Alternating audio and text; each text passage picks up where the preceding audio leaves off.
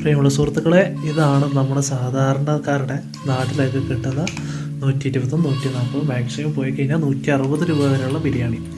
ഇതിനകത്ത് മാങ്ങ അച്ചാറുണ്ട്, 2 പീസ് ചിക്കൻ്റെ പീസുണ്ട്, അതുപോലെ തന്നെ ചള്ളാസ് എന്ന് വിളിക്കുന്ന സാധനം. ഈ 3 സാധനമാണ് മെയിനായിട്ട് ഇതിനകത്ത് കിട്ടാനുള്ളത്. ബിരിയാണിയിൽ ഇനി കുറേ പായസവും അതൊക്കെ കിട്ടി വാല്യൂ അഡീഷനൊക്കെ ചെയ്യാം.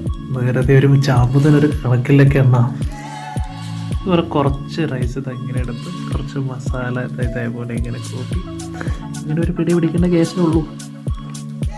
അല്ലാണ്ട് അതിൻ്റെ ടെക്സ്ചറും അതും ഇതൊന്നും പറയേണ്ട കാര്യമൊന്നുമില്ല. സ്വന്തം മതത്തിലാണെങ്കിലും തള്ളുന്നതിനൊരു മയമൊക്കെ വേണ്ടേ.